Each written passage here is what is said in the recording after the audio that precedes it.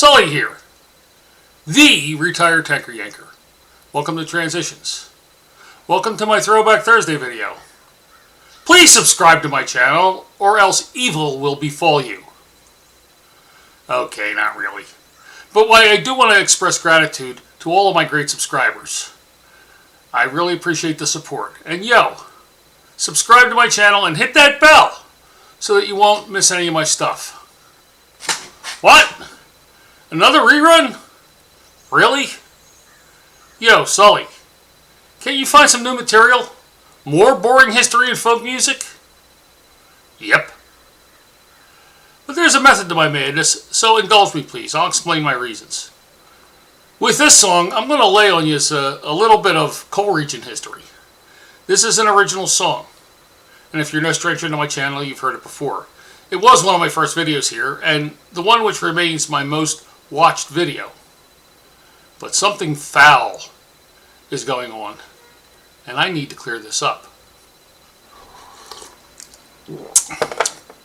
Okay, backstory time. A little over 2 years ago, I was in the process of trying to get my head around the fact that I was forced out of my livelihood due to a disability.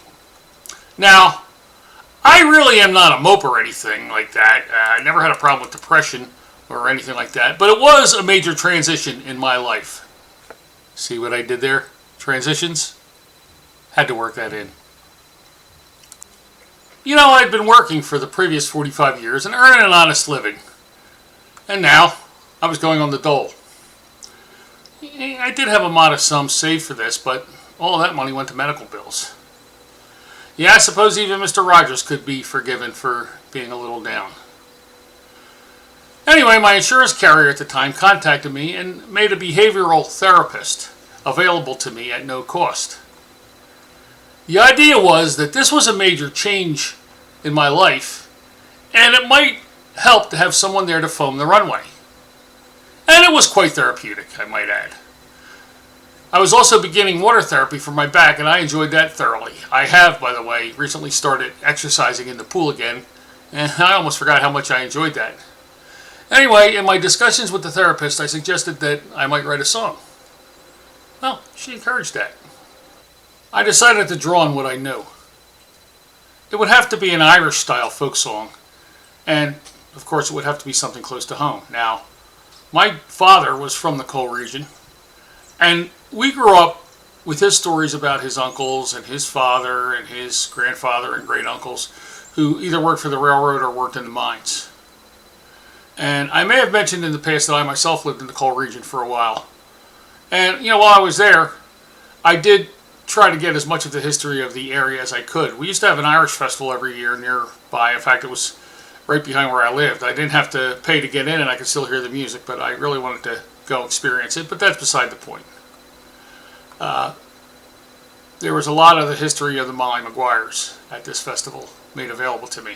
Now, I had always known about the Molly Maguires and the miscarriage of justice that was June 21st, 1877, the so-called Day of the Rope, when 7 members of that organization were hanged on dubious charges after being convicted by a kangaroo court. So, I went there, got out pen and paper, and went to work. When I had words, I got out my guitar, worked out a chord progression in a minor key, and this is what came out. The song is about Alexander Campbell, an immigrant from Donegal, Ireland, who came to Pennsylvania and located in the coal region. Now, I've already done a video about him, so maybe you can look through my videos and find it. That's what this song is about. Nothing more, nothing less, and nothing else. No agenda, no hidden message, no double entendre. Just 7 men executed by the establishment for being advocates of the workers and the enemy of the bosses. Okay, I had a song. I played it for people, and they liked it. I had been successful. I achieved what I had set out to do. If I had anything even remotely resembling depression at all, it was gone.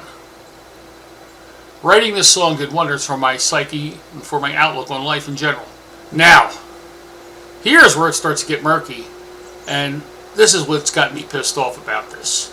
It seems that the title of the song the Day of the Rope, is used by hate groups, white supremacists, neo-Nazis, and other hate mongers to define the day when they will seize power. First of all, they're all delusional anyway, so I don't know why I'm getting so upset. And in all fairness, a lot of these people have deep-rooted emotional issues.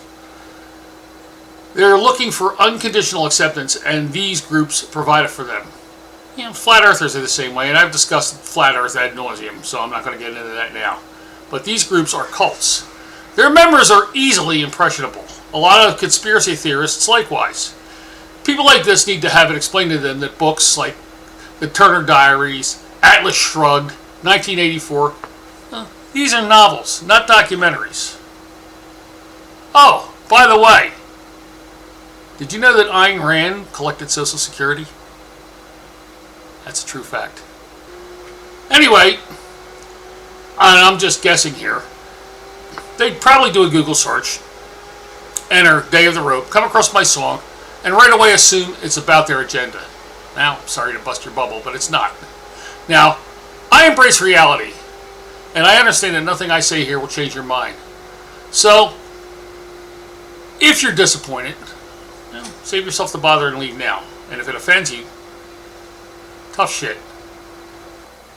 The expression, or the phrase, Day of the Rope, was most likely first used by a Pottsville newspaper, which was sympathetic to the miners, in order to describe the horrific, tragic events of June 21st, 1877, when 7 Molly Maguires were hanged, 3 in Pottsville and 4 in Mauch Chunk, which is present-day Jim Thorpe, by the way, including Campbell. Campbell, of course, was innocent of all crimes, I guess except belonging to the Mollys. And it seems that that must have been a capital offense. June 21st is observed every year by the Irish-American fraternal organization, the AOH, the Ancient Order of Hibernians, so that people don't forget what happened back in 1877. Now, I wrote this song to commemorate the event and to stress that Campbell was innocent. Just before he was taken to the gallows, he rubbed his hand in the mud and slapped it on the wall of his cell and announced that as long as that handprint is visible, that will prove his innocence. Now, for good or ill, that prison has been preserved as a tourist attraction in Jim Thorpe, PA. The Pottsville hangings were held at the town prison, and that building also still stands. It's primarily used as a municipal facility, but you can also tour the area where the Mollies were hanged. And if you ever go to Jim Thorpe, PA, and visit the Mauch Chunk prison, take the tour, you will see that Campbell's handprint is still on the wall in cell number 17. Now, there's a lot of mythology or legend about that they tried to remove it. They even took the wall out and the handprint still appeared. Say what you will. I don't believe necessarily in the paranormal, but hey, decide for yourself. But this song is not about anything else, and if you're looking for anything else, get lost. I mean it! There's no room for you here, and don't bother commenting either. I reject anything even remotely resembling white supremacy and neo-Nazi hate-mongering, and if you try to spew that garbage on my channel, you'll not only be blocked, you'll be reported. That I promise you. As far as I'm concerned, you're nothing but a bunch of cowards and oxygen thieves to boot. I tell you to pull up your big boy pants, but you aren't big boys. You are a bunch of whining crybabies, so put on your diapers and get out your crying towels. But if you want just a slice of coal region history, turn your ear this way and give a listen to my original composition, my original song, The Day of the Rope.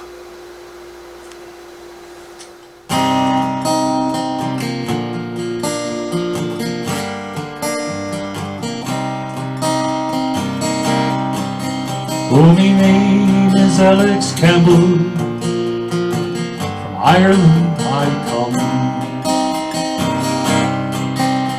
Born hard and fast in Donegal, under John Bull's thumb. And at the age of 23, then I went away to sail across the ocean, Pennsylvania.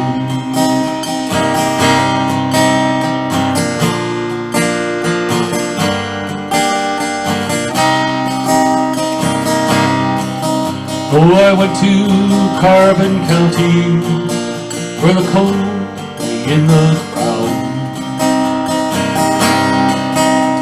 And if you were an Irishman, their employment could be found.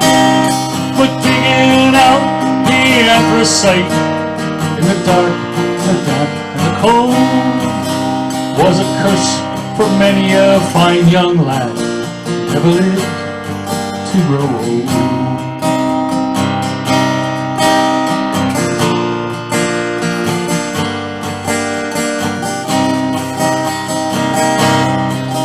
It was at a place called Lansford where John Jones ran a mine. And the Irish that he hired in his hellhole broke their spines. He paid them rip-god wages, and the hours they were long. That's when the Mollies got together to try and right this wrong.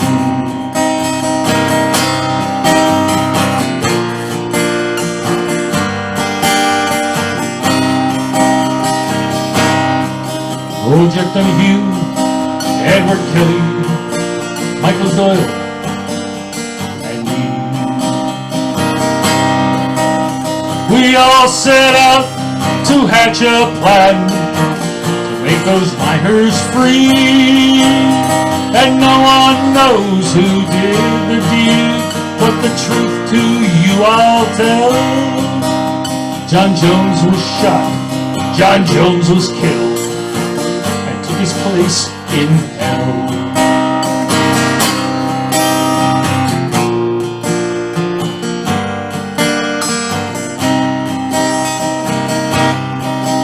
In the year of 77, on June the 21st day, down at the Mauchunk prison, the people knelt to pray for the souls of 4 proud Irishmen who would hang to set men free. Jack Donahue, Edward Kelly, Michael Doyle, and me.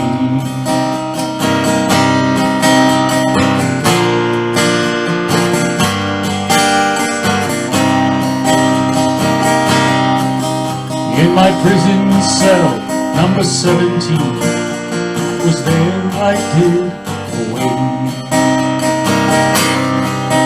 to be taken to the gallows and there to meet my fate. I slept a muddy handprint on that dismal prison wall to tell the world an innocent man from the scaffold would soon fall.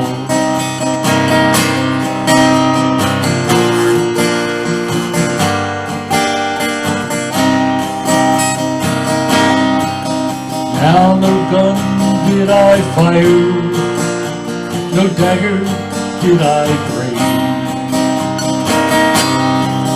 just for being a Molly Maguire, they laid me in my grave. But was I truly innocent? It's not for me to say. That handprint in my prison cell can still be seen today.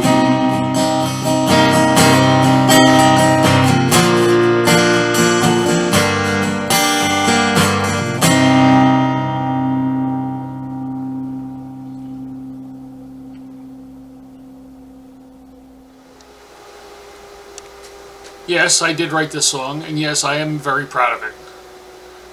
As I said earlier, I do have roots in the coal region. My father was from Monroe City, and I lived in the coal region for a while near Pottsville, and I still have an affinity for the region. I still even talked to a friend who lives there, a very special friend. And yes, I still even drink Yingling beer. So, thanks for watching this video. Hope you learned something. If you want to know more, just do a Google search. Google the Molly Maguires or Alexander Campbell, and maybe you'll learn something. For Transitions, I'm Sully, the retired tanker yanker. Safe and happy travels.